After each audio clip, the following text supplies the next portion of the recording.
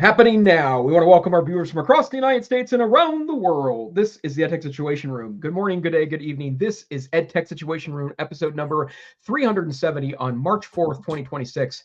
My name is Jason Neiffer, and I am the Executive Director of Montana Digital Academy, which is the state virtual school located on the beautiful University of Montana campus, located in fabulous Western Montana. So great to be back in Montana this week after a couple weeks on the road. And joining me tonight, as always, from Charlotte, North Carolina. Good evening, Dr. Wes Fryer. How are you tonight, kind sir? In full disclosure, my Apple Crisp alarm has just gone off, so I will be muting in a second to tell Google to stop talking, and then I may run out unless my wife is still awake and take the Apple Crisp out of the oven. But I am good. I am sporting my John G's. Jason, you have come here to North Carolina, but you were not here on a Saturday when we could go to Peachland for the Texas experience, wait in line for free adult beverages and all the barbecue sells out. So anyway, yeah, that's my plug. But we are in March. We're a week and a half away from spring break.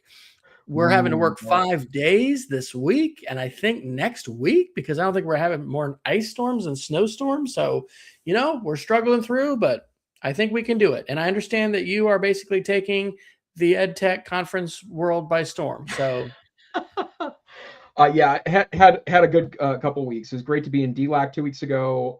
I was the part of the keynote panel, which was a wonderful conversation with three amazing colleagues in the distance learning and AI space. And then, as always, NCC in Seattle was wonderful last week, and I had an opportunity to connect with a lot of friends from across the United States that end up in the Pacific Northwest every year for that event, and really enjoyed. I got to give my sycophancy presentation twice, once at NCC and once at the Digital Learning Annual Conference, and so that has started some truly a great conversation. So really wonderful to be a part of all of that in the past couple of weeks. But back here in Montana for a couple of weeks, as things kick up again in April, which will be great. But unfortunately, we don't have good weather to report. It would be great if it was snowing outside. It is not. It has been very warm here, and I'm not worried about summer. So yeah, I think. Absolutely. We're supposed to get up to 80 on Saturday, and it was in this low 70s today. So spring is here. It's going to be daylight savings time, I guess. But yeah, hey, totally. what are we? I'm excited to learn all the latest. See, I don't have to go to conferences anymore. I can just hang out on a Wednesday night with my buddy Jason, thanks to fiber optic cable and the internet, and I can get all the latest and greatest tools. So I'm looking forward to it. Me too. And also, we hope people you turn in and you're listening to this. I know I have friends nationally and in Montana that listen to this, but the best part about this for me is that I get a chance to hang out with Wes and kind of talk through our stuff. So tonight we have a handful of links that we've collected along the way. We will obviously do some AI news. We will dig a little bit into media literacy. I'm going to guess that we'll spend a little bit of time chatting through all of the new stuff this week, released from Apple, a lot of interesting things there, and we'll end our night tonight with our Geeks of the Week. So, Dr. Fryer, is there any particular place you'd like to start?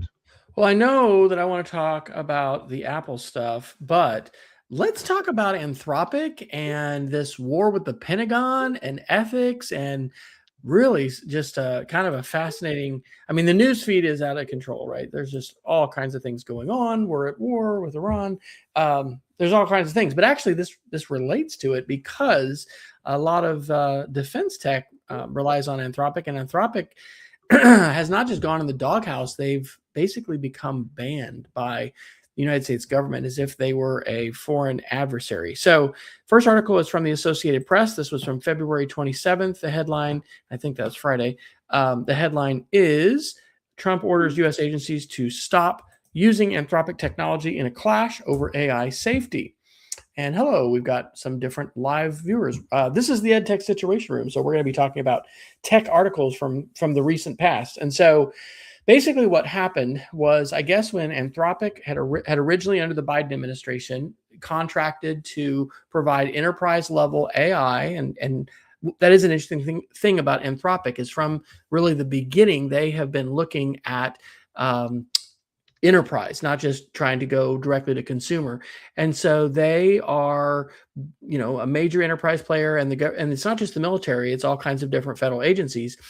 But they had some caveats that they did not want their technology to be used for autonomous weapons, autonomous release without human involvement, and then also not for mass surveillance of the United States. And so the Secretary of Defense, he goes by a different title by others, but anyway, the Hegseth gave an ultimatum, said it by Friday, if you don't give us unfettered access to your platform, that we're not just going to cancel your contract, we're going to declare you, it's not persona non grata, but it's technically a supply chain risk. And that designation is typically stamped on foreign adversaries.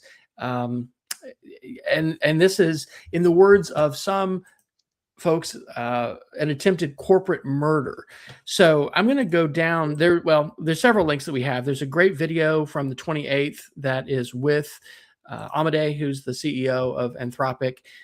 There's an Atlantic article from March 3rd called "A Dire Warning from the Tech World." Remind me to tell you what I had to do to get archive.ph to work tonight, Jason, which is weird.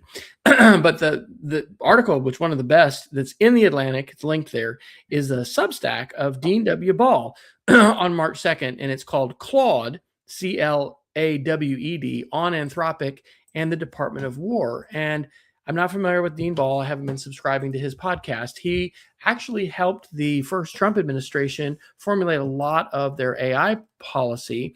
And what this is saying basically is that the administration is not respecting private property and some of the fundamental respects and rights that we give to corporations. But interestingly, he's saying that if the federal government can just do this to an American AI company and make them unreliable, that this actually undermines AI overall in the United States and could even make competitors like DeepSeek from China appear to some folks maybe to be a more stable investment. Anyway, that's his opinion, but it's really crazy. And I did not drop the articles in here, but the current, declared war that the United States and Israel have made against Iran uses all kinds of weapon systems. And the use of AI is in military context.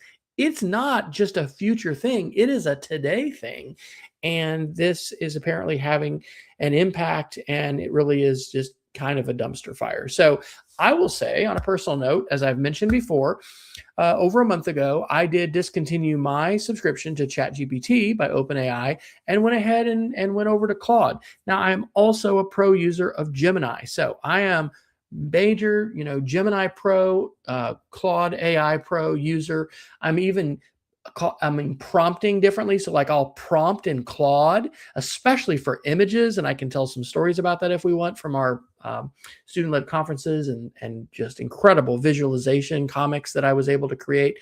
But they're very, very powerful. And I'm really, really happy with both of these. And I'm sorry to see this happen, because I do think guardrails are important. And the point that this author, Dean Ball, is making is that it's really an unfortunate thing to see this kind of fiat, because the government had a lot of different options, and they still do as they work with Anthropic. And for instance, they could cancel the contract and they could release new guidelines for their contracts.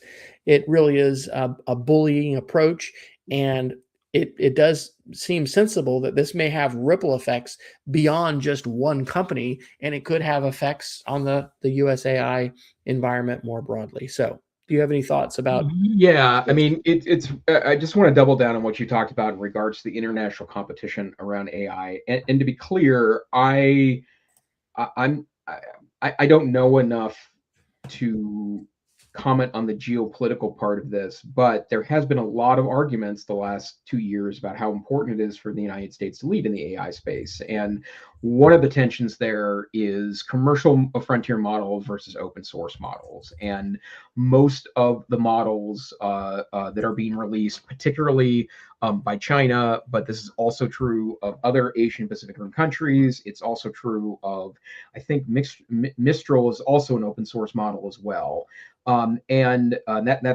That's a French company, and there's been a lot of argument.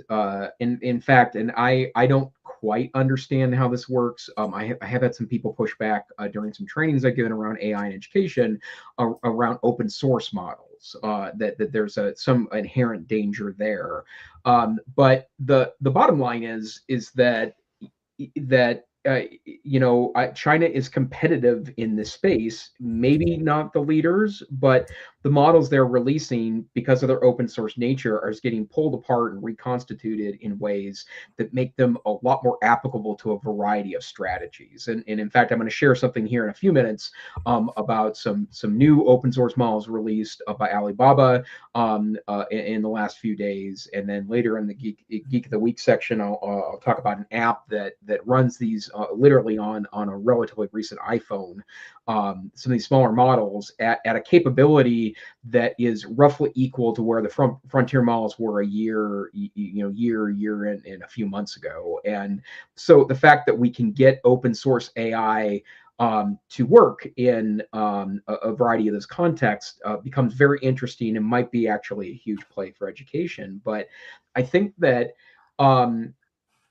Reddit is not a place to go for sentiment analysis, because there's a lot of drama on there. But I do know that the perception that the frontier models are significantly locked down or censored also pushes people to sometimes these international open source models. And it's interesting about that debate, because those things like DeepSeek are censored. If you ask DeepSeek about Tiananmen Square, if you ask the Quen models about Tiananmen Square, you're not going to get an answer to that. Period. End of story. Right. And so it makes you wonder what other worldview might be also baked into those particular models. And the same is true of anything that a U.S. company makes too. Right. The training data matters. The post-training tweaking matters.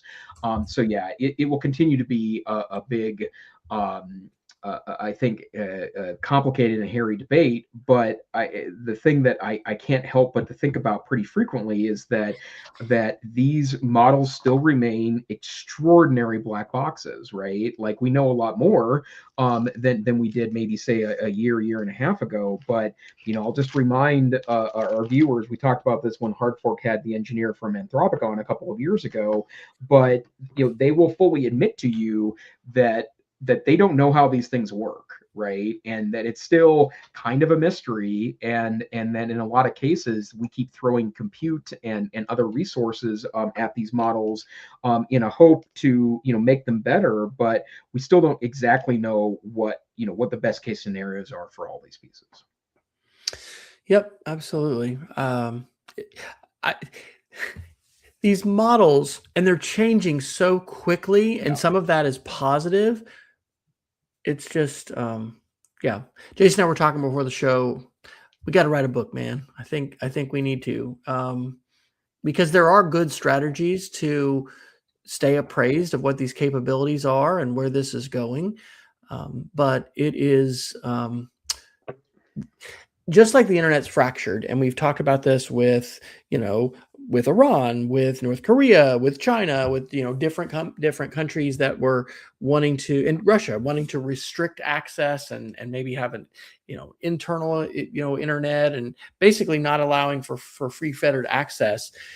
The differences in the models, the ways in which they present different sets of facts about different kinds of issues, or don't present things about different issues. I actually think, Jason, that something like that would be very interesting and even transcendent. For instance, let's take a couple things. Maybe Tiananmen Square. We'll take some Chinese examples.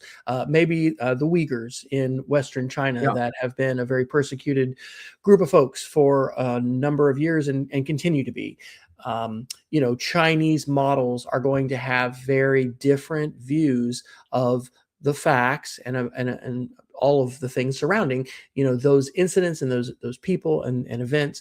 And so I think that there's probably going to be some good kind of, maybe, I don't know if benchmarks is the right word, because it's not like testing the model's speed or but it's going to show differences in the model. And I mentioned this on the show a few weeks ago.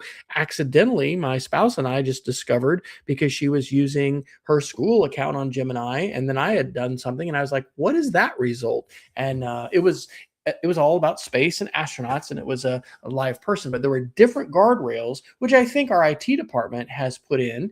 Yeah. And it's Gemini Pro. I mean, it says Pro, we're paying for it, that says Pro, but it was really, really different results. And so I think that as we encourage folks and we ourselves play with AI and we use these tools to do different things, I think that comparison, yes, we can go on what was LM Arena and is now, isn't it just AI, what is it? AI Arena.ai, I think. Yeah, it's Arena.ai. Yeah, Yeah. but it's LM Arena. That's helpful. It's good to see these models and see that, oh gosh, they're not all performing the same, but to actually look at, concrete events of history and the ways in which those are presented. It really is an important way to have some to reduce some opacity and have some visibility into the models, which is what you're saying. It's so hard to do. And I don't think everyone needs to go play with a variety of international models, right? That's not the argument. But if you are tech savvy, and especially if you're influencing others and talking about how these pieces work, that's a space you should be hanging out in a little bit, right? Like one of the things. Well, I mean, I have heard that I've heard some suspicious claims about things like DeepSeek. I wouldn't hesitate to use the DeepSeek model. Wouldn't put any PII in it, but I don't put PII in anything but something I am absolutely sure that's locked down. But I wouldn't install the apps because I think the apps have a lot of tracking in them. That my understanding is that DeepSeek seeks as much information as TikTok does about its end users. But I have Quen and I have ZAI and I have GAI and I have DeepSeek, tagged up in a personal account, and I have accounts in all those. I don't pay for any of them. It's just their free versions, much like the Chat GPT. But I do experiment frequently enough with what the outputs are. And you mentioned, Arena.ai, a wonderful place to test out different models. Duck AI from the folks at DuckDuckGo gives you access to a half dozen or so models as well for you to play with. And it's just one of those pieces that I do think gives it gives you some sense that AI is not a monolith. These models, not a monolith. The free ones are getting more and more functional over time, but I think that is not necessarily, I think, a necessary AI literacy, but for those of you that are a little more tech savvy, being in the space to start to compare and then speak with some authority about how how diverse the models are, I think is a really, really critical piece of this debate. Free models are, in my experience now, there's a big difference in results between a free model and maybe this is going to just vary on the model, but this past Monday, Lucy Gray was a presenter for the Media Education Lab for our Media Ed Club, and I'm going to drop the link in here. Great session on media literacy for seniors. And I'm just sort of going off the rails here. I'm going to drop these links into our miscellaneous category. But one of the things she said, because she's been working in her public library outside Chicago for 2 years, is that, I mean, a lot of seniors don't have extra funds to go subscribe to, Claude or ChatGPT or whatever. Yep. And so their AI experience is relying upon these free models. But there are differences, and it could potentially be a new digital divide for the haves and the have-nots in terms of who can afford to pay for it. I know, Jason, have you tried any of these models, or like $100 or $200 a month or whatever? Because ChatGPT and others have had these like crazy expensive ones. And I think I've heard Casey Newton on the Hard Fork talk about that. And I've just wondered, is that worth it? I guess there must be a difference if they're charging that much money. Yeah, I have 2 comments there. First, my University of Montana ChatGPT account, so it's a university-facing account, right? And that's different than K-12 procurement from OpenAI.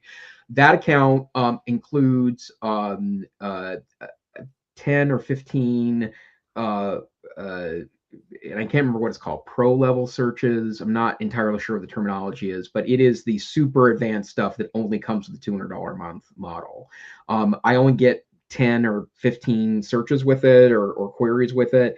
But I mean, I've seen it work for 15 minutes before giving me an answer and then spitting back a wildly comprehensive answer, right? And it's not all that useful if you're just kind of, like kind of half prompting, right? Or you're not being very savvy about the prompting. But especially if you click on the reasoning in the background and watch it think through things, it is a highly detailed process that it will go through to try to answer your questions. And that's so interesting because this suggests kind of a scarcity model for AI searches, right? Oh, you only get 10 of these or 15 of these. I think we're very used to, unlimited Google searches, right? Google does not put any kind of limit on how many Google searches that I'm going to do in a day. And that maybe that also suggests that we might want to be saving our prompts and thinking about those more complicated prompts, because what would be worth, using one of your 10 or 15 super deep prompts, per month. I think, man, that is absolutely fascinating. By the way, as an aside, and I'll give kudos to you because you're the one who really turned me on to Notebook LM. My wife is now really into Notebook LM and has been building libraries of fifth grade math resources, and just started to play with the studio and with slides. And I had an app idea. I don't know if you've seen this, but my district, I'm just going all over here. My dissertation was phone casting, and it was like this freshman class of health class in Oklahoma, and the students in the test group or whatever recorded summaries of chapters, and then they shared those back with their classmates. Well, there wasn't an integration into what WebCT or whatever the learning management system was at that time. But I mean, I'm thinking about, as we are creating these AI overviews and these other kinds of resources, I don't know, maybe it's just something else that you put in the learning management system, but it would be really cool to have a way with audio to be able to share those directly with students and be able to have some metrics and things. I don't know. That's LMSy, I guess. But we are living in the day where now, with our AI tools, we can create our software. We don't have to go contract out. And I'm doing that, and it's blowing my mind on a regular basis. Well, and I'm so glad you said that, and I really wish I could remember who said this, or where I read it from. But one of the things that you're hearing from a lot of kind of thought leaders in the space is that one of the reasons why software stocks keep tanking every couple of weeks, when things like OpenClaw led to billions of dollars of loss in market value for a lot of software companies, and part of it is that one of the ways to look at this stuff is that essentially it may get to a point where software is less distinct, because you're basically spinning up your own software to do your bidding for you, right? OpenClaw, which continues to be a fascinating story to watch. I'm going to talk back about Claude here in a moment related to that, but the one of the things that it does is that it kind of self-modifies itself to spin up in the way you want it to. And I've had something kind of like that up in Obsidian the last couple of months. And in fact, I moved away completely from Notion. All of my notes and my daily calendar are in an Obsidian vault, because I put in a bunch of data in there. And I also used Claude a couple of weeks ago to help it organize my monthly expense report, which is a terrible pain in the butt. But the demo I did a couple weeks ago where I had it renaming books. Well, in this particular case, a couple days later, I had it reading and renaming receipts, which is usually a very time-consuming process. And now all I do is dump all my receipts in a single folder. I point Claude towards it, and I say, rename it with the date, the amount, and the vendor name. And it probably saves me. I'm going to go ahead and guess that if it continues to work consistently well, that's 3 hours a month. Right. And 3 hours a month doesn't sound like much, but it is when, you have finite amount of time and you don't want to be spending it on, necessary but ugh paperwork. And that there is no, in fact, we have receipt management software now that we use through the U. It's not very user friendly. It doesn't work super great, but you still have to collect all your receipts, right? That's something that now that I can just dump those into a folder, and have it, read and rename them, that's wild. But I was going to also mention that when Claude released, I don't remember if it was Opus 4.6 or if it was Sonnet 4.6, but they gave me $50 in credit, and I'm not entirely sure why, but maybe to use out those new models. And one of the downfalls, concerns, I'm not really sure how to put this. Claude does have pretty strict limits, and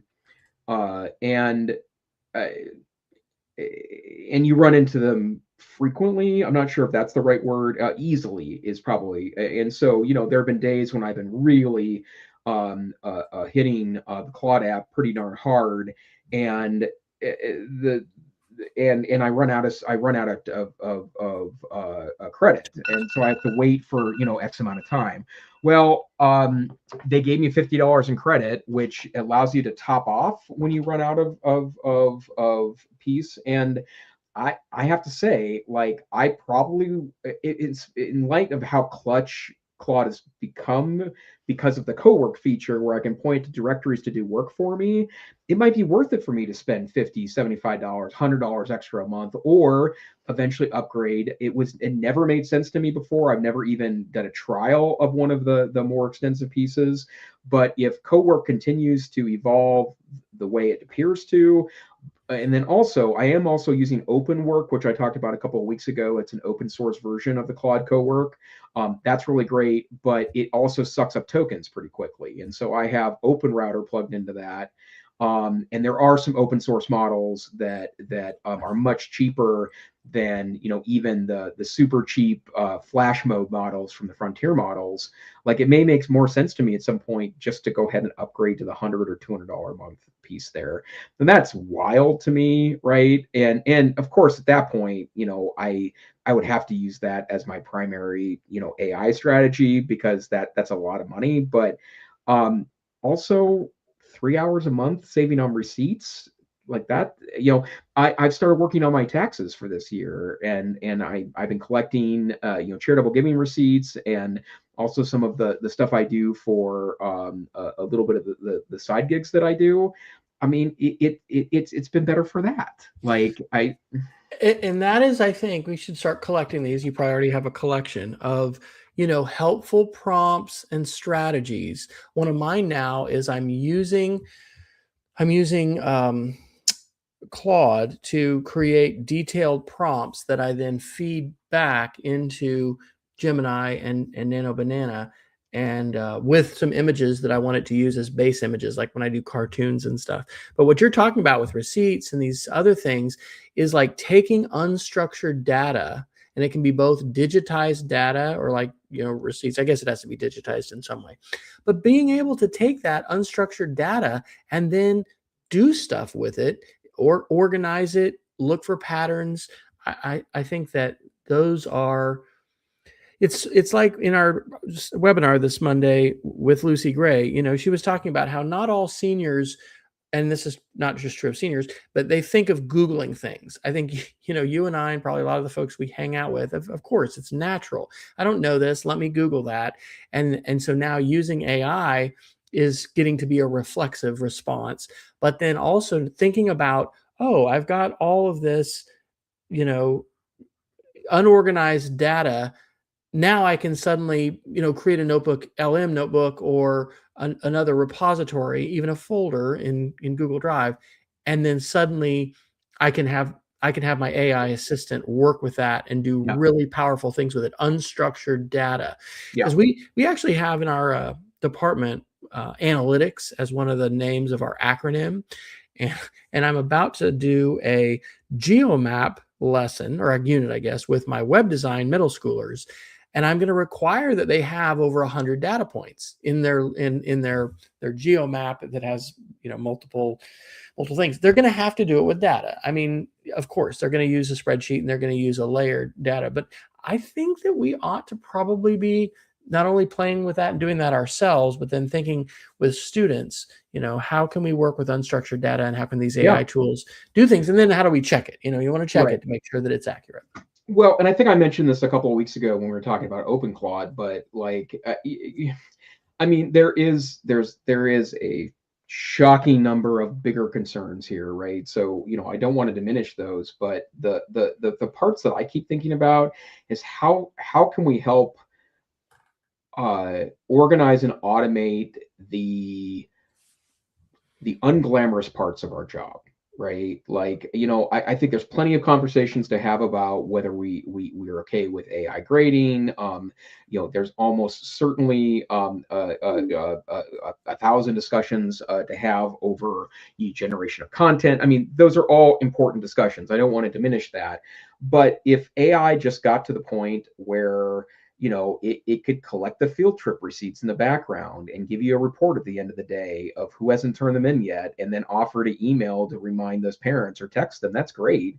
I'm even thinking about we bumped up to paid Google for Education accounts for our office staff at Montana Digital Academy, and so we now have access to their.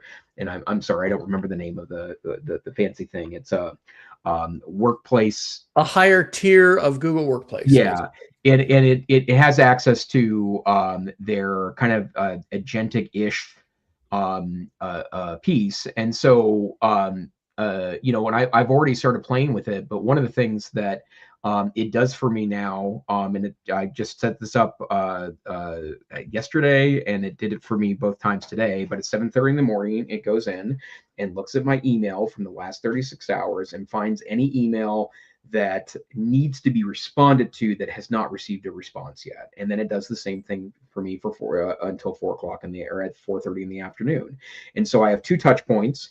And something that I'm considering doing is actually using that report to help monitor my email in the background, and also I can set up a regular ping of my email that analyzes the new email to find out if there's anything that needs my immediate attention, and that would be a member of my board, someone from the governor's office, a parent that needs some attention, a superintendent that has a direct question. There's a lot of the things that I would want to absolutely be on top of. I also know that if I'm sticking really close to my email for the first couple hours in the morning, that's my 3 hours of most productive time. And so if I can stay off my email, but not miss something that I would want to be on top of, that's magic. And I think that's something that we want to be really, really thoughtful about. And I was just looking at the report that the system created for me at 4:30 this afternoon, and it's pretty good. It does everything. It's called Workplace Studio, is the kind of agentic AI play that works inside of Workspace that appears when you get the first tier of paid for service in Google Workspace for Education. And and I have these 3 flows is what they call them, and we've talked about N8N in the past, and we've talked about a couple of the active pieces, another open source version of N8N that does that kind of workflow thing in the background. But the fact that it's in my Google Workspace, that's covered under the enterprise data agreement, that I know can keep a mind on these pieces, and I don't have to have concern about that. I think that's the kind of stuff that makes it could make a huge difference for the professionals in our spaces. Well, I do want to talk about Apple stuff, but now there's like 3 other things I gotta say. So again, thanks to you, I was able to turn on some Gemini features on my personal consumer Google account. I just dropped a link in to Google Labs CC, and it's an experiment. You have to get on the wait list, but it is, quote, your day ahead, and like you're describing. But this is just a Google Lab experiment that I just turned on. I get an email at like, I don't know, 6 a.m. or something like that. And it has just gone through my email, and it has the top of mind FYI stuff that I need to look at on your calendar. Again, it's like, hey, these are things that probably need to be priorities based upon the scan of your whole inbox, which is a lot of your life. Here are priorities that you don't want to miss. And already that has been powerful. Something else that occurs to me, okay, as you're talking about like, let's automate some of the tedious, collecting receipts or, permission forms for the field trip. Remember that it was the Apple Classrooms of tomorrow, but then there's these other technology, SAMR, and I guess, I don't know, some people are really critical of SAMR, maybe from a research standpoint, but you've got these different models that talk about either substitution or something that is not transformative. I think we could think of AI usage in the same way, right? There's going to be some things that are going to basically replicate and make more efficient things that we're already doing. But then there's things that are really transformative and they take us to another level. And I'm going to bet, Jason, that you don't know this because I just accidentally figured it out yesterday. Do you know that we can now take a Scratch SB3 project, download the project into Claude? Maybe you know this, and it's a JSON file. And so I have a seventh grader who has made an amazing maze project with all this very fancy, conditionals and operators, but like her little mouse through this maze was going through the wall. And we're looking at her. It's sometimes hard, especially with an early coder, but if anybody's got a complex program, it can be hard to look at it and, understand it and troubleshoot it. So not only was Claude able to give me a nice layout of this, and then some of the issues with like, multiple forever loops running, I also asked it if it could fix it. And it said, why, yes, I can. And so do you want me to say it that way? And I said, yes, I do. And the first time I uploaded it, didn't work. I was like, oh, okay, you said you can do that. But then, as often happens with the models, where it gives you a quicker response, and then when you go back, it says, oh, I'm sorry, let me actually work harder to solve this. There was just a small coding thing with colors, a minor syntax, and then it loaded straight into the Scratch website and worked awesome. And I am like over the moon because my kids have just done Scratch mazes, and they're just doing code talks where they're playing their maze and they're explaining it to me, because this is really important, right? Anybody can copy code and you can use AI and all this stuff, but do you understand your code? But for me as a teacher, to be able to have a tool that can let me readily understand a very what I would say, where I'm in middle school. So anyway, a reasonably complex project, and then also be able to suggest a way to be able to debug that and solve that. My mind was blown by this. And the teacher that does our robotics, the Lego robotics uses a Scratch-like, a Scratch-like block-based program too. Because this summer I'm doing several, elementary summer camps, but I'm doing one middle school one, and it's AI vibe coding mini games, because my middle schoolers love mini games. And I thought I was going to need to do it all in Minecraft make code, because it has a JavaScript and a Python element, which we can still do, but now we can do it in Scratch. And so it's just it's mind-blowing, man. It is mind-blowing. Well, and it's funny you should mention that too. I did oh, I gotta take out. I'm gonna be right back. Just talk among yourself. I gotta take out my Apple Crisp. What the heck? Yeah, I forgot. Yeah, we talked about that earlier. So one of the things I've been keeping a close eye on is I've been really excited about the kind of resurgence of the Commodore 64, and it got re-released, and emulators are having kind of a mode here, in part because that kind of classic gaming experience it is great, and a lot of the games are challenging and in the best way,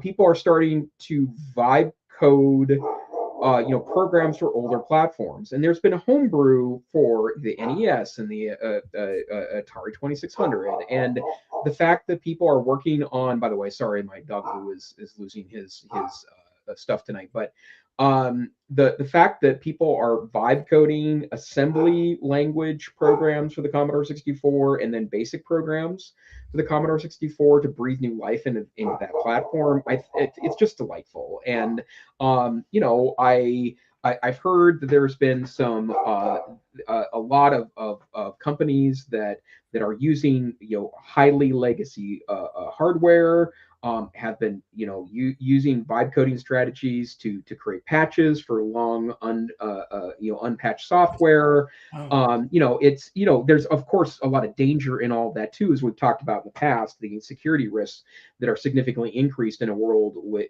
dominated by AI tools. But holy dog, just a really really interesting time to be a nerd.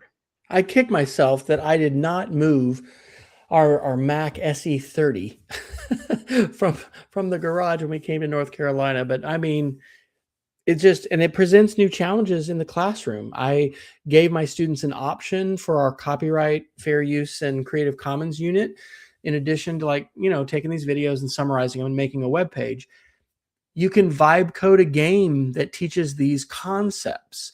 And so we've had a variety of different games, but now I need to get my head around better teaching game design and I don't want just chocolate covered broccoli. I don't want just the quiz that has a little Pac-Man feature, but how do we assess the lessons that this game even educational, and how do you make it educational? But then how do you try to teach kids how to think about the educational lessons and drawing those out? Anyway, it's sophisticated stuff. And I would say this overall: if we choose, and I think it is an if, and it's not going to be, of course, every teacher's decision, and it's arguably not going to be appropriate in every context, but in some contexts, I will say, I definitely think we need to be using AI alongside our students.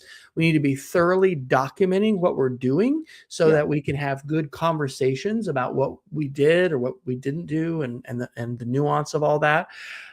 And I think that what that allows us to do, what it's allowing me to do right now, is significantly elevate my expectations of what students can do and create.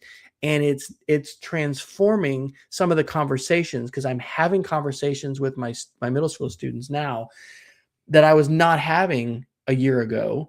And I'm glad to have them, and it's challenging to me, but this is also the world that we're in. And so I hear those that are saying, the kids don't have this content knowledge, which is true. They don't need to be using these AI tools, but at the same time, they are going to use them. They're using them on their own. And so it's the Kevin Honeycutt, kids are using social media on the playground and there's no adults around. There's that kind of analogy here too, that no, the adults need to be using the tools, and we need to use them together to talk about them. It doesn't mean we use them in every case, and we're selective and we're thoughtful. And in some classes, maybe we don't use them at all, but if we don't use them at all in all our classes, I don't think we're preparing kids for the present moment. Yeah. And I would also add too that you can't defer just to your students on this. You have to jump in yourself. And Dr. Fryer's classic notion of playing with media is so true in 26 or in 2026, playing with AI. In fact, Dr. Fryer, we're joining up with the school administrators of Montana to do an administrator and tech director AI playdate in 2 weeks at their spring tech and leadership conference. So exciting. And I'm going to say the sponsor name. I think it's Bytespeed. I hope it's Bytespeed that is sponsoring the evening. But we're going to have staff on the ground, and we may only create super goofy things, right? But playing is just such an important ethic in this space. And one of the things I'm probably going to do, and I'm not sure if I've kind of been off of non-professional social media for almost a month now, so I've been posting a whole lot, or reading for that matter. But I like to make goofy rubber stamps. It's one of the things I used to do as a classroom teacher, and now that AI can help me design them, it's pretty great. So I have a little 1950s woodcut looking image of me with a thumbs up that I'll put different text around. But I'm gonna help a group of superintendents and tech directors. And by the way, you can get those made into actual rubber stamps from Temu for like $4. So I'm not saying it's going to last very long. But if you just want to, something goofy to be dorks with your kids, right? And your students, like that playing teaches you some stuff, as it turns out. Just taking a reading passage, and I even did one of these just for fun from Spanish. We had student-led conferences last week. One of my kids left a Spanish reading passage. I just took a picture of it. This was during a long break, and I was doing some other things as well. But I took it into Claude and I said, "Hey, give me a prompt. Make this basically a graphic, sort of like a graphic novel page. Make this a comic or cartoon." And not only doing that, but then I could take a selfie of myself and put it in and say, "Put me in it." Yeah. Um, it is staggering. So there's a lot of fun to be had. The ethics of this are real, and this is important to not ignore. I mean, we started off, the show talking about Anthropic and the Pentagon and things like that. Jason, I think we probably should talk about Apple. We have got about 15 minutes, and there was Yeah, some we big are. We're Apple both news. King fanboys here. So, Yeah. so are they done announcing, or do they have more announcements I to don't make? know. I started to watch the keynote, the event, and then I read a little bit about the M5. So yeah, but just whatever you want to share. And I only put one article in there, but that I'll just do mine quick. It says, this is Tom's guide. I just went hands-on with the MacBook Neo. It's a game over for cheap Windows laptops. And then it Yeah, also says Chromebooks too, which I don't know. That's Chromebooks are pretty easy to manage, but yeah, yeah, a $600 amazing MacBook. I mean, I'm thinking back to the days of what were the colored clamshells and all those. yeah, yeah. Great. Well, and I will tell you, I probably would have been in the market for a Neo if it was not 8 gigabytes of RAM. That's the Yeah, only limitation I see. sure. And I will also be honest that I was kind of hoping it would look a little more like the MacBook, the one in fact you had a MacBook, right? And in fact, it was the first time I had any sense about how limited that Intel processor was, because you used to struggle to podcast with me with that particular Oh, I'm machine. sure. Yeah, I'm sure. Yeah, and so I was really looking for, because I wanted that minimalist look, because and because it had the iPhone processor in it, that also suggested they would just sip on battery, which would also be super great. But the 8 gigabytes of RAM is a no go for me. I'd heard rumors of 12, maybe 16, and I'd pay $100 more to get, although they probably charge a lot more than that for the upgrade.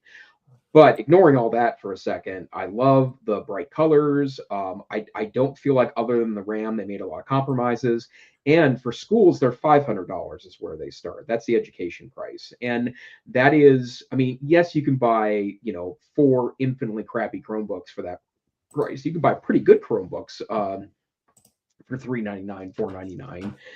But if you're a Mac district and want to stay in that space, that will be, I think, a very good place to go. And as a tech director for 4 years in Oklahoma, with Macs, with Windows PCs, with Chromebooks, I can tell you that just putting the cheapest thing that can be delivered to your loading dock, it's not the way to go when it comes to student devices. There's a lot more to consider, and of course, Apple loves it when we say that, but it's true. I mean, a They do. cheap Chromebook. I mean, we had so many issues with certain models of Chromebooks and things like that. So, and I love Chromebooks. I love Chrome. I love Chrome.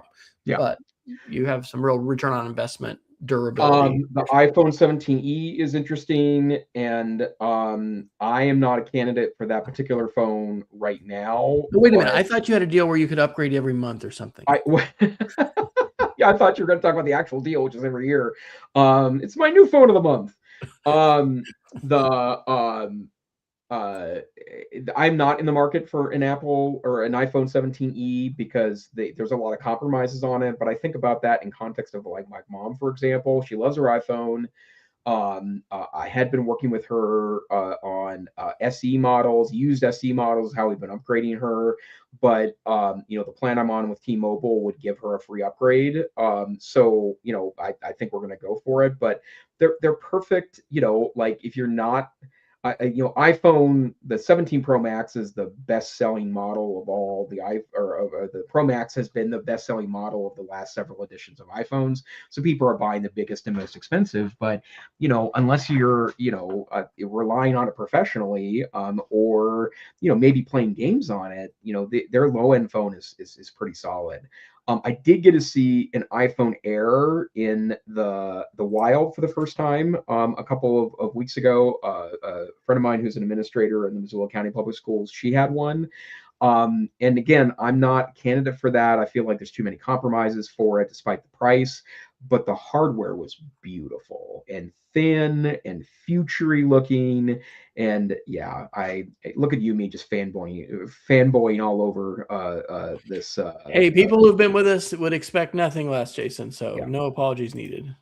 I will note that the M4 iPad Air is interesting, but the thing that I always think about that particular model is that I did buy 4 years ago an iPad Air 5 with an M1 chip in it. And it's not a daily driver for me, but I use it pretty frequently. And it's still plenty fast. I don't need an upgrade for that. And I think that I don't know what iPad sales have looked like. I still think the iPad's an extraordinary device, um, but you don't need it to be the fastest, latest chip for it to be a really useful device. So here comes our requisite swappo. We cannot say that this show is brought to you by anything, as we have no sponsors. And actually, I was thinking I probably ought to invite people to help, pay our hosting costs. But swappa.com, Jason and I have used a lot of times.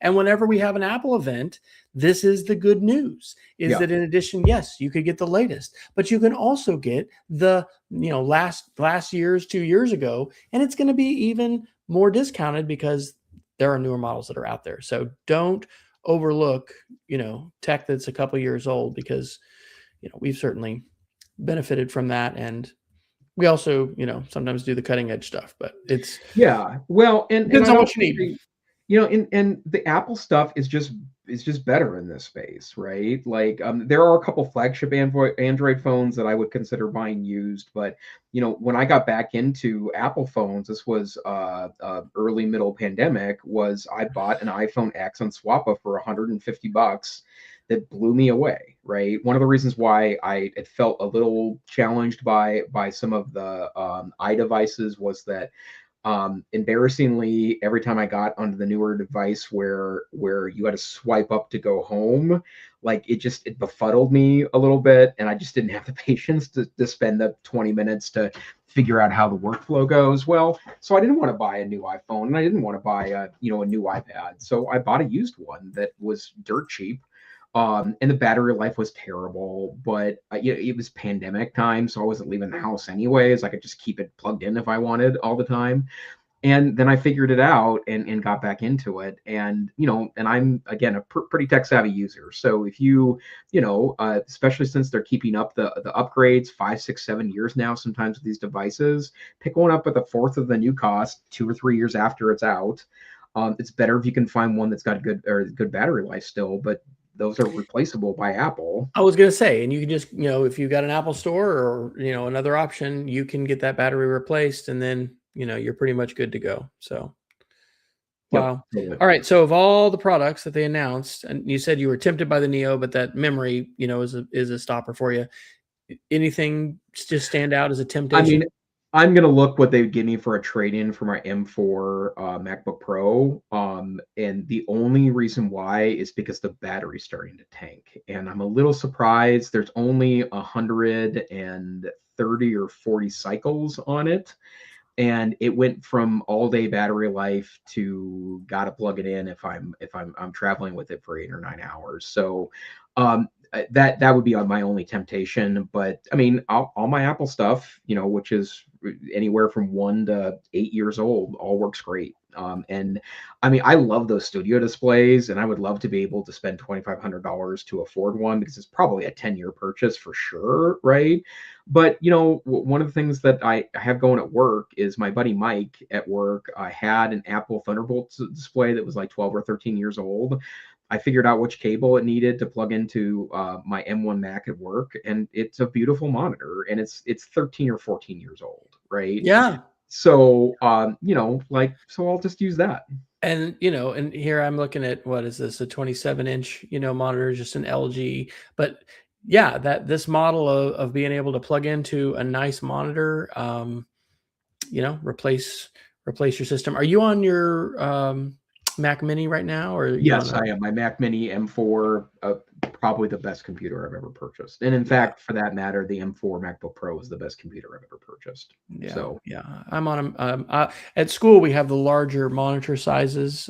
This one is the smaller one. It is nice to have the bigger monitor on the yeah. laptop, but no, it's just phenomenal. And um, yeah, Well, Wes, I have a weird question for you because I okay. guess since 99% of our time is spent on Zoom, this is the kind of stuff I would probably see you do if we were physically in each other's space more. So I've been trying to keep my MacBook Pro screen was pretty crusty, and I do get little wipes like electronic wipes. What do you do to clean a monitor I honestly or a don't do a laptop? lot. I don't know. I've done a lot with this one at school. We've got some special wipes. In fact, the teacher that did this the most moved on, and so I was like, okay, I guess I better be doing this, weekly because we have a lot of middle school hands on our Yeah. laptop that we have. So we just use these wipes and wipe them down, and then it's not cotton, but maybe it is. It's some other kind of cloth that we wipe down. So I don't know. I Yeah, don't. yeah. I've been I don't really like microfiber cloths because I think they feel creepy, but they're really great for electronics. And so Yeah, absolutely. I've been doing occasionally an alcohol rub or rubbing alcohol on a one of those microfiber cloths, which has been working pretty well. And then I don't know, like I'm grossed out a little bit, but my keyboard's also looking a little scuzzy too. Oh And yeah. I really do Just, try. In fact, I started carrying around like little hand wipes with me when I travel. yeah. It's good, for health purposes, but also like, if you're on a plane for a couple hours and it's not like you're going to feel that much fresher after washing your hands in the airplane bathroom. Oh So, yeah, yeah. No, the wipes that we have are specific to screens, and it does look like a wet wipe, tube or whatever. In fact, it's something I need to make sure I'm on that schedule of doing. It's flu season after all. Maybe we're moving out of it finally. yeah. All right. Are there some other articles? We got about 4 minutes that you would like to do. What about this Anthropic, the top one, where it's do the Claude creators know what they've created? Was that my article? That was your article. Okay. Um, I think this is about the sentient stuff. This Yeah. is February 18th on Fresh Air. Yeah, this was a podcast. So basically they're debating, what is it what does it mean to be sentient, and what do you call, I don't know, it is a real interesting thing. The articles and podcasts I've been listening to with Anthropic, I think this was on Hard Fork, wasn't it, where they had the ethical leader who Mhm. wrote the Constitution, Yeah. and how they're trying to train it, and it's similar to maybe thinking about a child and the way in which you try to raise a child to ultimately on its own, make good choices. It is absolutely fascinating. So, and maybe this article with the headline certainly also suggests what you were saying earlier about not completely understanding it, because some people will try to portray, well, this is how it works and it's just predictive. And it's, for those of us that have used these tools deeply, I mean, I'll speak for myself. I find this explanation that it's simply a predictive engine inadequate, because I see it do creative things and transformative things that, I don't know. I guess that is what it is. But here's a question for you. How did Gemini with Nano Banana get beyond the stable diffusion and all these other models that were like regenerating every time? Because Yeah. that is not what Nano Banana is doing. It will let me come in for the most part. Sometimes it gets stuck in a rut, but for the most part, I can say, "Hey, you misspelled this word," and boom, it'll fix it. Do you know what happened with that? I don't, and I'm glad you mentioned that from another standpoint too. That the slide generation in Notebook LM, which I think is a fascinating feature, despite its extraordinary opportunity to violate someone's intellectual property. You can now reprompt an individual slide for modification. Mm. And this is not the kind of slides that these would not be presentation slides for me, right? They're way too complicated. I am much more of a presentation zen, Gar Reynolds presentation zen devotee. I just like a big bold image because, people can pay attention to one thing, and they can pay attention to your slide, and they can pay attention to you. So I prefer to be paid attention to when I'm speaking, but as infographics, they're just beautiful. And but there was occasionally weird issues, and then you'd have to reprompt the whole thing. Well, now you can just reprompt a single slide. So like that's and again, of course, there's massive intellectual property issues that are unresolved. Although, did you see the Supreme Court ruled that you can't copyright AI generated stuff? I did not. Isn't that fascinating? Yeah, and that probably means that's going to be the rule of the land. There would have to be a pretty significantly different case. Let's see, if you've taken copyrighted materials, there still are there's still guardrails in these models, but it's so interesting. And I'm like with cartoons in the style of The Simpsons, in the style of Futurama, and in the style of the Jetsons, it's pretty easy then to, especially if you're working with two models, working with Claude, here, rewrite this so that, it's acceptable. I'll be presenting.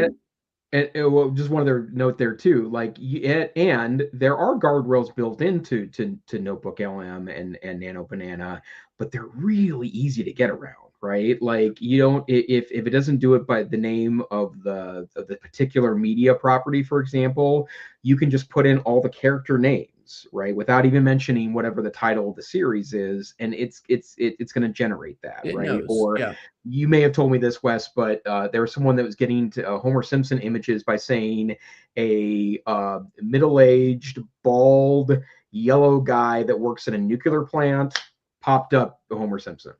I just dropped a link. I'll be presenting online tomorrow at 2:30 Eastern, 3:30 Central for the Thrive Democracy Conference, and I'll be using my Notebook LM slides for the first time. I didn't know you could do that prompt with a single slide, or maybe, I did this a week ago, so maybe you couldn't. So I was just downloading slides and then putting those back into Gemini and then, saying, I want to tweak these. So is it perfect? No. Is it amazing? Yeah. Especially because it's based on content that, we've put in there and a query and a prompt that we've given. So Jason, I'm afraid it may be time for the Geeks of the Week. Well, let's do it. I'll share mine quickly. No, actually, you go first, sir. Okay. So a couple blog posts. I've been writing on my media literacy Substack as well as cross-posting these. So really one of my favorite parlor tricks when it comes not only now to podcasts, but also video, it's normalizing audio with Alphonic. And also because I'm a Mac user, using QuickTime Pros or QuickTime Player. So it's real easy to just delete the audio out of a video. And this can be a multi-gigabyte file. Actually export it first, audio only, then delete the audio, throw it into this Alphonic tool, and then re-import it. And it's, I do pay a little bit. You can end up getting a little ad bumper, which would throw off this technique if you do that. But it is really, really awesome because removing the background noise or, removing the music or whatever, it's just a phenomenal trick. As I'm sure everyone knows, we're at war against Iran as the United States right now, and there's all kinds of mis and disinformation that is flying around. So I wrote a post a couple days ago on fact-checking a misleading Iran war meme. We've talked before about the super prompt that Mike Caulfield at the University of Washington has developed, and it's basically doing that. But then I also and I didn't mention this about the graphic, but I created a counterfactual graphic for this graphic. And I did that, of course, with Gemini and Nano Banana. And then the last thing is I had to do this today. I'm using, archive.today. I usually just would put in archive PH. And I noticed here in the last week, it's just stopped working for me. Well, and this was a little geeky thing that, AI helped me get my syntax right, my terminal. I had to check and see, hey, is this just me? Down detector, that's a website, up or down. Hey, the website's up, it's just you. So I suspected my DNS, and I did a little terminal command. Yep, sure enough, it's DNS. So I had to change the DNS on my computer to Cloudflare instead of Google, because Google, at least this is what it appeared for me, was now blocking at the DNS level archive.today and archive.ph. So that was interesting. And That's totally fascinating. that gets into the weeds, because we've talked about on the show, there's a push to unmask the owner of that website, and there's people that are upset that website can provide you, in some cases, with a paywall free version. And so ends my Geeks of the Week. How about you, sir? Well, I just wanted to share, we didn't actually get to the article. I mentioned it briefly at the beginning. Alibaba released new tiny Qwen models. So these are AI large language models that are relatively super small, so much so that you can put them on a local device very easily. But there is a really great app that I mean, there's a couple apps that do this, but this one in particular was I just enjoyed the experience of downloading and using it. It's called Locally AI for it works on an iPad or an iPhone. And if you have a relatively recent iPhone, it doesn't have to be the brand newest. I think the 14 would be powerful enough to do this. You can download that one of those Qwen models that fits on your phone that wouldn't send any data to the internet. So you're literally running the AI on your phone. And I think these are going to become increasingly more interesting. I also think that soon enough, Apple is going to have kind of better ideas about how to make this work in your phone space. And that will be a delight to see that too. So a free app, and you can download things like the Qwen model for free. So, well, Dr. Fryer, another hour has elapsed all too quickly. Where can people find you on the internet? I am pretty linked up at wesfryer.com. How about you? LinkedIn is the best place to find me, or you can find some of my current thoughts on the Frontier Learning Lab Substack. But hey, this isn't about us. It's about you, our listeners. Thank you for listening to the EdTech Situation Room. We are a once-a-week podcast, ish, give or take, on Wednesday nights at 7 p.m. Mountain Time, 9 p.m. Eastern Standard Time, and sometime in the middle of the night UTC. We would love you to join us live. We typically have folks on the YouTube channel, but if not, find us wherever finer podcasts are aggregated, or on YouTube, where you can see the latest episodes seconds after we recorded it. And I will add that I'm with hosting costs being as they are, I'm going to, if it's okay with you, Jason, I'm going to go ahead and add the option, if you'd like to support us, to be able to support us on Substack. Yeah. Because that's easy. And, there's all kinds of different models, so we can discuss backstage what that might look like. But anyway, if you'd like to support the show, help us do what we're doing, you can do that. But hey, we're going to remain free and available for everybody. So It's really just the excuse for Jason and I to get to hang out most weeks. So yeah, totally. So hey, well, on that note, stay safe, stay savvy. We hope you have a wonderful week, and we'll see you next time on the EdTech Situation Room. Good night. Good night.